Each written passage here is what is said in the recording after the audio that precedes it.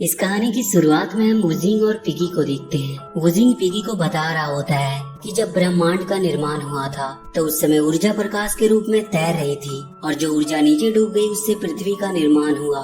और उसी समय यूंडी नाम का एक डीमन पैदा हुआ जो बहुत शक्तिशाली था।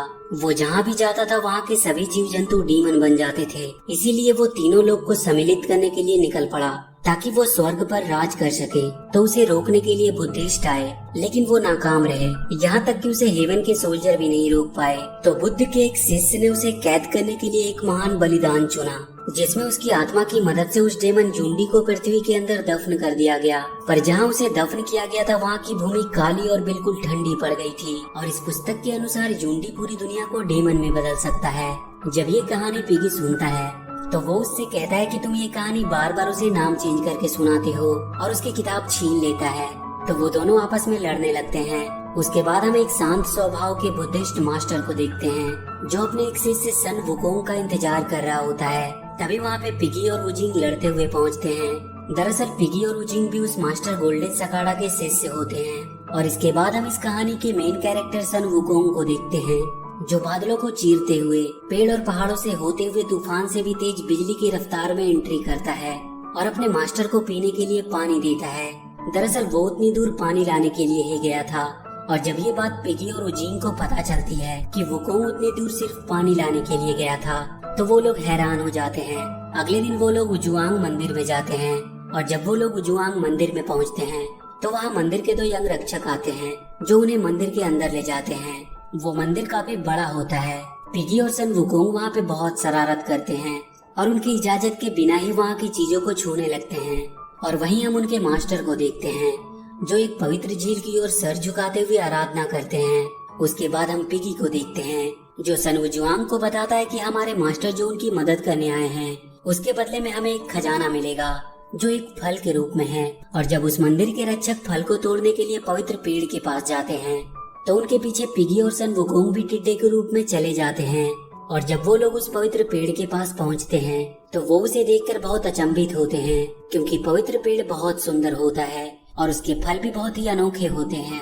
और जब वो रक्षक वहाँ से चले जाते हैं तो पिगी और सन वुकोंग चुपके से उस पवित्र पेड़ के पास जाते हैं और उसके फल को खाने की कोशिश करते हैं। और जब सन वुकोंग फल को तोड़ता है तो वो फल नीचे गिर जाता है और जैसे ही वो पिगी उसे लेने जाता है वो फल कहीं गायब हो जाता है। तो सन वुकोंग समझ जाता है कि ये स्थान एक मायावी स्थान है। तो उसके बाद वो वहाँ के भूमि से वहाँ के भूमि रक्षक को निकालता है और उससे अपने फल मांगता है। तो वो भूमि रक्षक वुकोंग को बताता है कि ये सपोदिला नामक फल है जिसे जिनसेंग का फल कहते हैं और इसका पवित्र पेड़ लगभग 10,000 साल में तैयार होता है। और इस पवित्र पेड़ पर केवल 30 ही फल लगते हैं और उसके एक फल के खाने से ही उसकी उम्र 47,000 साल तक बढ़ जाएगी।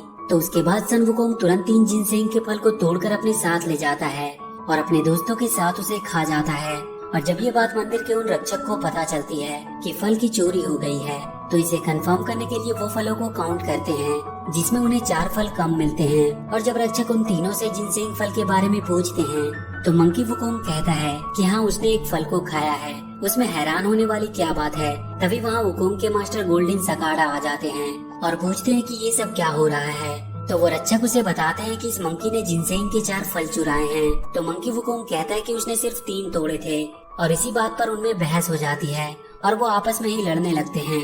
और वो रक्षक वुकोंग को शैतान और तुच्छ बोलता है जिससे वुकोंग को बुरा लग जाता है। और वुकोंग जाकर पवित्र पेड़ के सारे फल को नष्ट कर देता है और उस पेड़ को अपनी जादुई छड़ी से जड़ से उखाड़ देता है। तभी वहाँ उस मंदिर के रक्षकों के मास्टर और पृथ्वी के देवता जिनुआनजी अपने शिष्यों के साथ आ जाते हैं। तो वो रक्षक उन्हें बताते हैं कि गोल्डन सकाड़ा के 3 शरारती शिष्यों ने जिनसेंग का फल चुराया है और उनका एक शिष्य वुकोंग पवित्र पेड़ को नष्ट कर दिया है। तो वो तुरंत अपने शिष्यों से उस पेड़ की सतह पर दानव रक्षक कवच बनाने को कहता है ताकि डेमन यूंडी आजाद ना हो। और जब गोल्डन सकाड़ा जिनुआनजी को देखता है तो वो उनसे माफी मांगता है। जिनुआनजी गोल्डन सकाड़ा से कहता है कि हमने आपके साथ शिष्टाचार का व्यवहार किया और आपके तीनों शिष्यों ने बहुत ही बुरा व्यवहार किया। और वो उन तीनों को सबक सिखाने के लिए उन्हें कैद कर देता है। तभी इधर जिनुआनजी के शिष्यों का रक्षक चक्र टूट जाता है और उस पवित्र पेड़ के जड़ से यूंडी आजाद हो जाता है और वो मास्टर सकाड़ा को पकड़कर अपने साथ ले जाता है। इधर वुकोंग कैद से निकलने की कोशिश कर रहा होता है लेकिन वो निकल नहीं पा रहा था। तो जिनुआनजी वुकोंग से कहता है कि बड़े मुश्किल से यूंडी कैद हुआ था और तुमने पवित्र पेड़ को उखाड़कर उसे आजाद कर दिया। अब वो तीनों लोग को एक करने की कोशिश करेगा, जिससे पृथ्वी का नाश हो सकता है। तो वुकोंग कहता है कि आप तो देवताओं के पूर्वज हैं, तो फिर डरते क्यों हैं? मैं अपने मास्टर को बचा लूंगा और आप मुझे यहाँ से निकालिए। और अगर वो उसे वहाँ से निकाल देगा तो वो युंडी को भी कैद कर सकता है। इस पर जेनुआनजी कहता है कि यदि तुम युंडी को कैद करने में असफल हुए तो मैं तुम्हें हमेशा के लिए पर्वतों के नीचे कैद कर दूंगा। तो वुकोंग कहता है कि उसे ये चुनौती स्वीकार है और उसके बाद जेनुआनजी वुकोंग को आजाद कर देता है। तो वो तीनों वहाँ से चले जाते हैं। इसके बाद जेनुआनजी फौरन अपने शिष्यों को स्वर्ग के देवता जेड सम्राट के पास इस खबर को पहुँचाने को भेजता है। और इधर युंडी जहाँ से भी गुजरता है वहाँ के सभी जीव जंतु उसके डेमन शक्ति के वश में हो जाते हैं। युंडी मास्टर गोल्डन सकाडो को लेकर पर्वतों के बीच छुप जाता है। वहाँ पे और भी बहुत सारे डेमंस होते हैं। वो सारे डेमंस युंडी को समुद्र का एक विशालकाय जीव समझ रहे थे। तभी उनका सरदार उन्हें बताता है कि ये कोई समुद्री जीव नहीं बल्कि उनके पूर्वज युंडी हैं। अपने पूर्वज को देखते ही सभी डेमंस अपना सर झुका लेते हैं। तो युंडी उन्हें बताता है कि वो कई साल तक भूमि के अंदर कैद रहा, जिसकी वजह से उसका रूप बदल गया है और जब तक उसका असली रूप वापस नहीं आ जाता तब तक वो लोग गोल्डन सकाड़ा का ध्यान रखे और 3 दिन बाद वो तीनों लोग को मिलाएगा, जिसे अब कोई नहीं रोक सकता। उसके बाद हम वुकोंग और उसके दोनों साथियों को देखते हैं जो युंडी की तलाश में निकले होते हैं। तभी वुजिंग के बास्केट से एक छोटा सा जीव निकलता है जो उन्हें बताता है कि वही तो पवित्र आत्मा है जिसने युंडी को कैद किया था।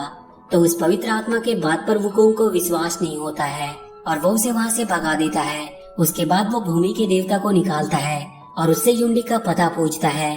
तो वो बताता है कि युंडी पर्वतों के बीच में छुपा है।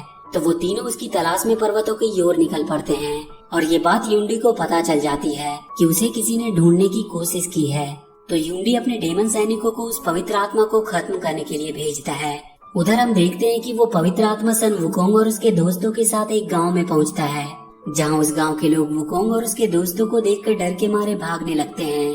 तभी वहाँ पे युंडी के डेमंस आ जाते हैं। तो वुकोंग उस पवित्र आत्मा को छुपा देता है और वो उन डेमन से लड़ने लगता है और वहीं गांव के लोग उनकी काली शक्तियों के वश में होने लगते हैं। तभी कुछ डेमंस उस पवित्र आत्मा के पीछे लग जाते हैं और जैसे ही वो डेमंस उस पवित्र आत्मा को पकड़ने ही वाले होते हैं तभी वहाँ पे वुकोंग आ जाता है और उन्हें मार भगाता है।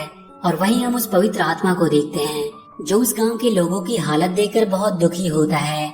उसके बाद वो पवित्र आत्मा अपने शक्तियों से उस गांव के लोगों को ठीक कर देता है।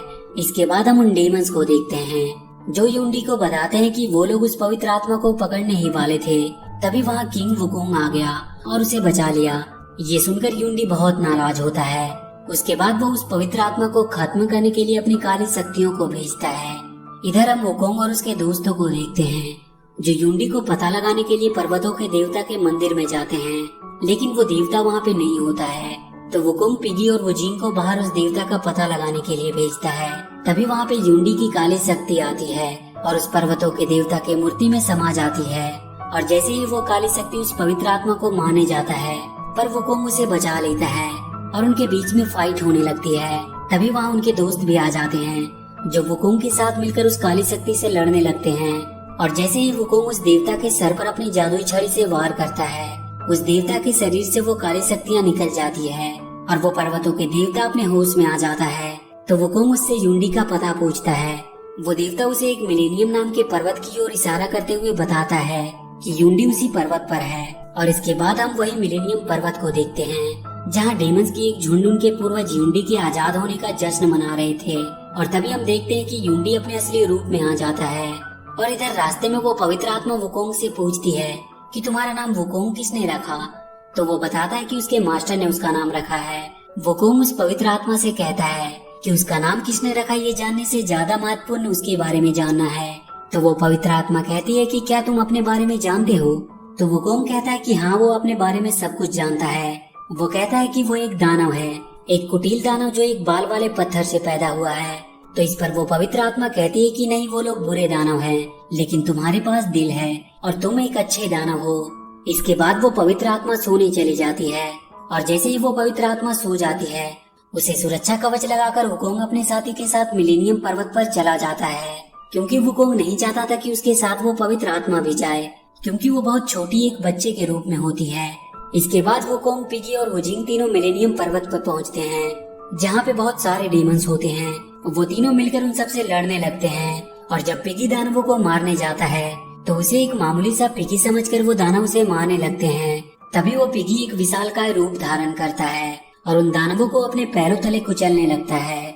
और इधर वुकोंग अपनी जादुई छड़ी से दानवों को बहुत बुरी तरह मारता है।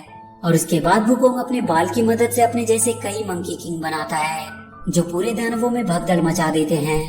तभी वहाँ पे यूंडी आ जाता है और वुकोंग से उस पवित्र आत्मा को मांगता है।